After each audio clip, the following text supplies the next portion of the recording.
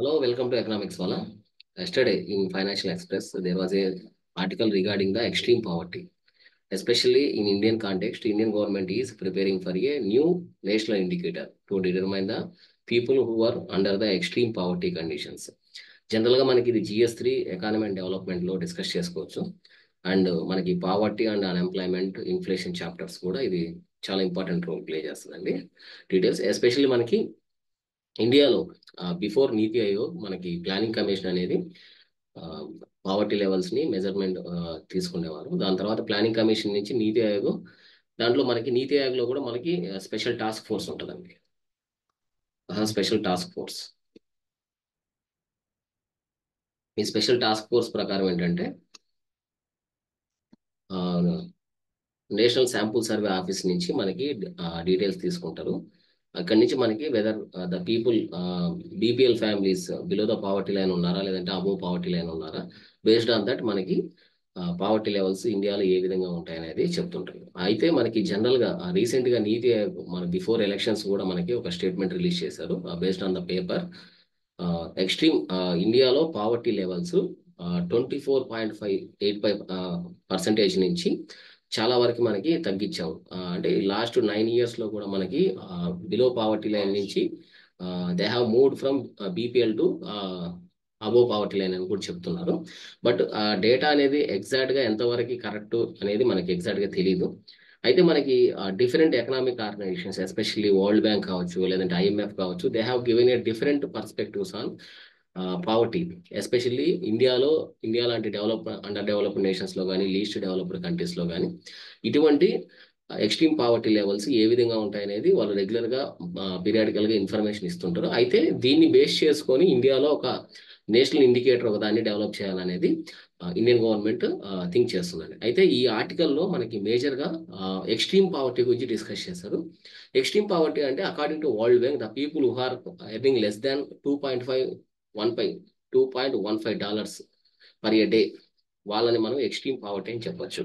అయితే ఇక్కడ extreme poverty కాకుండా నార్మల్ పావర్టీ సిచ్యువేషన్స్ లో ఉన్న పర్సన్స్ కూడా అకార్డింగ్ టు వరల్డ్ బ్యాంక్ $1.90 కంటే తక్కువ ఎవరైతే లివింగ్ లో ఉంటారో వాళ్ళందరికీ కలిపి మనకు పావర్టీ అని పిలవచ్చు. So 1.90 is normal poverty and 2.15 per day is extreme poverty. అయితే మనకి కరెంట్లీ మనకి 700 million people across the globe they are living under extreme poverty. So మనకి ఎక్స్ట్రీమ్ పావర్టీ అంటే in general we think about only not only in India అండి, even మనకి sub Saharan African countries ఉన్నాయి, అలాగే mostly conflicted affected areas. మనకి recent times లో last 10 years or 15 years నుంచి కూడా మిడిల్ ఈస్ట్ నేషన్స్ ఏవైతే ఉన్నాయో ఇవన్నీ కూడా కాన్ఫ్లిక్ట్ హిట్ జోన్స్ అని చెప్పొచ్చు. అలాగే rural areas, especially rural areas not only in India, even from African nations, మన ఆఫ్రికన్ కంట్రీస్ లో కూడా రూరల్ ఏరియాస్ లో కూడా ఎక్స్ట్రీమ్ పావర్టీ లెవెల్స్ లో ఉంటాయి. అయితే గ్లోబల్ గా ఎటువంటి మెజర్స్ తీసుకున్నారు ఇప్పటి వరకు అంటే మనకి United nations sustainable development goals అనేదాన్ని ఒక దాన్ని రిలీజ్ చేసిందండి. అయితే anyway it is not binding in nature, అంటే ఇది మనం బైండింగ్ చేయాల్సిన అవసరం లేదు.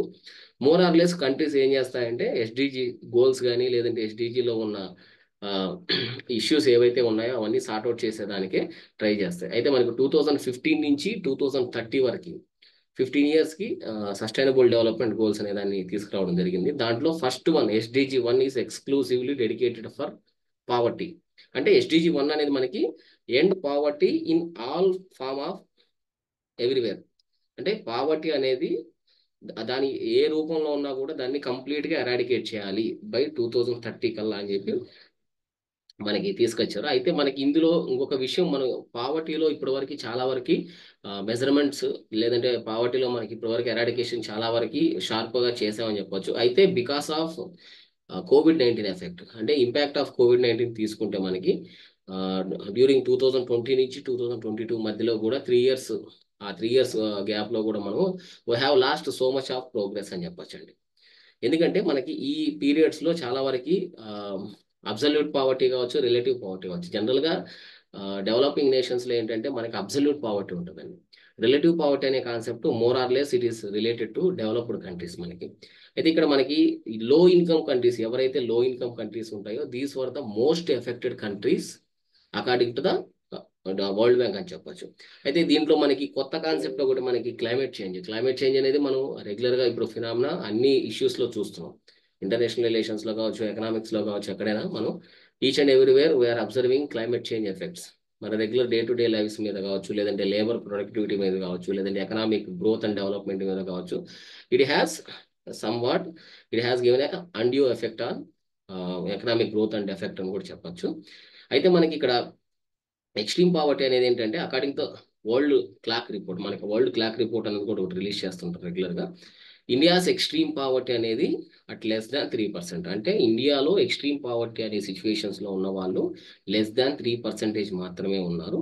అది కూడా ఇట్ హ్యాస్ టేకెన్, ఎక్కడి నుంచి మెజర్ చేస్తున్నారంటే ఇట్ హ్యాస్ టేకెన్ $2.15. మనం ఇందాక మాట్లాడుకున్నట్లు వరల్డ్ బ్యాంక్లో $2.15 అనేది మెజర్మెంట్ తీసుకుంటే ఆ మెజర్మెంట్ ప్రకారం less than 3% of population are living in extreme poverty conditions in India.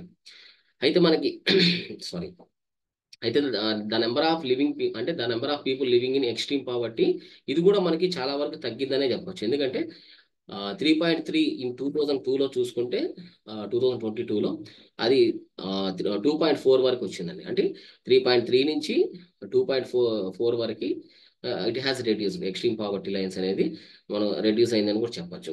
అయితే మనకి ఇండియాలో ఈ ఎస్డిజి గోల్స్ కానీ లేదంటే పావర్టీ ఎస్టిమేషన్స్కి సంబంధించిన మేజర్ బాడీ ఏదైనా ఉందంటే that is none other than NITI Aayog. మనకి ఇది ప్లానింగ్ కమిషన్ రీప్లేస్ చేసి తీసుకురావడం జరిగింది. సో ఎస్డిజికి సంబంధించిన ఏ గోల్స్ అయినా లేదంటే ఎస్డిజి ఇండెక్స్ కూడా ప్రిపేర్ చేస్తుంది. సో ఇదంతా నేషనల్ మన నీతి ఆయోగ్ అనేది జనరల్గా మెజర్ చేస్తుందండి. అయితే ఇక్కడ మనకి reasons for India's poverty reduction చూసుకుంటే ఎందుకు ఇండియాలో పావర్టీ రిడక్షన్ తగ్గింది, కంపారిటివ్గా తగ్గిందని చూసుకుంటే మనకి because of sustained economic growth అండి. వన్ రీజన్ దట్ గవర్నమెంట్స్ లేదా Niti Aayog has quoted everything is it has been possible due to the economic growth, sustained economic growth. సస్టైనబుల్గా ఎకనామిక్ గ్రోత్ అనేది ఉంది. అంటే ఆన్ యావరేజ్ 6.7% ఉంది డ్యూరింగ్ లాస్ట్ ఇయర్స్.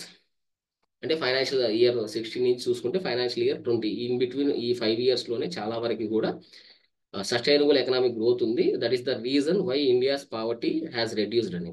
అలాగే along with welfare స్కీమ్స్లో మనకి ఆల్మోస్ట్ ఆల్ స్టేట్ గవర్నమెంట్స్ కూడా వెల్ఫేర్ స్కీమ్స్ అనేవి ఇంప్లిమెంట్ చేస్తుంటాయి. వీటిలో ఎక్కువగా ఫోకస్ చేసేది న్యూట్రిషన్ గురించి కావచ్చు, ఎడ్యుకేషన్ గురించి కావచ్చు, health, housing, drinking water, sanitation కావచ్చు, స్కిల్ డెవలప్మెంట్ కావచ్చు, అలాగే సోషల్ ప్రొటెక్షన్ స్కీమ్స్ అంటే ఇన్సూరెన్స్ ఫెసిలిటీస్ కానీ ఇలాంటివన్నీ కూడా ఎస్పెషల్లీ అన్ఆర్గనైజ్డ్ సెక్టార్స్లో ఎక్కువ మంది ఉన్నారు. ఇండియన్ ఎకానమీ అనేది running by unorganised sector. More or less 90% of the working population unorganised sector.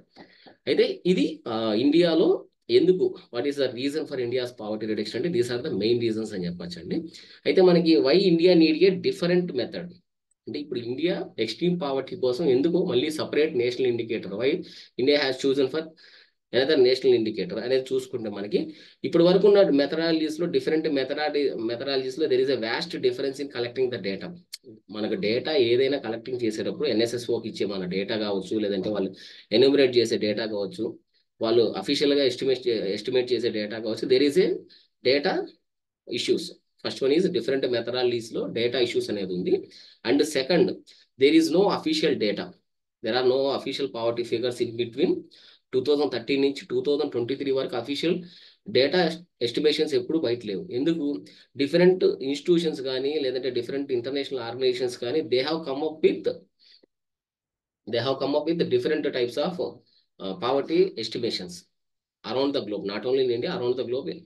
వాళ్ళు డిఫరెంట్ పారామీటర్స్ని యూజ్ చేసుకొని పావర్టీ కండిషన్స్లో ఉన్న వాళ్ళు ఎవరు, లేని వాళ్ళు ఎవరు అనేది జనరల్గా మనకి న్యూస్ పేపర్స్లో కానీ లేదంటే డిబేట్స్లో కానీ మనం వింటుంటాం. But there is no official poverty figures in India in between 2013 to 2023. ఈ 10 years గ్యాప్లో అఫీషియల్ ఎస్టిమేషన్స్ లేవు. That's why we choose another dedicated indicator, national indicator for determine extreme poverty అని చెప్పొచ్చు. అలాగే డేటా మిస్ మ్యాచెస్.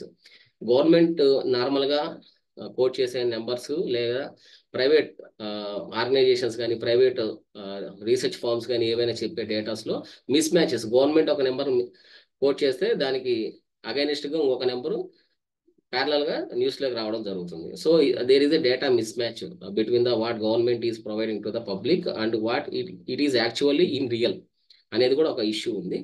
అయితే మనకి ఇక్కడ ఏ విధంగా చేస్తే జనరల్గా పావర్టీ నుంచి రిమూవ్ అవ్వచ్చు పీపుల్ అని అనుకుంటే మోస్ట్లీ జాబ్స్ అండ్ ఎంప్లాయ్మెంట్. మనం ప్రొవైడ్ చేసే జాబ్స్, క్వాలిటీ ఆఫ్ జాబ్స్ కావచ్చు, లేదంటే ఎంప్లాయ్మెంట్ ఆపర్చునిటీస్ కావచ్చు, ఇవన్నీ కూడా these are the surest way to the reduce poverty and inequality. Inequalities ఎప్పుడైతే సొసైటీస్లో తగ్గుతాయో అప్పుడు పావర్టీ లెవెల్స్ కూడా తగ్గడానికి ఛాన్సెస్ ఉంది.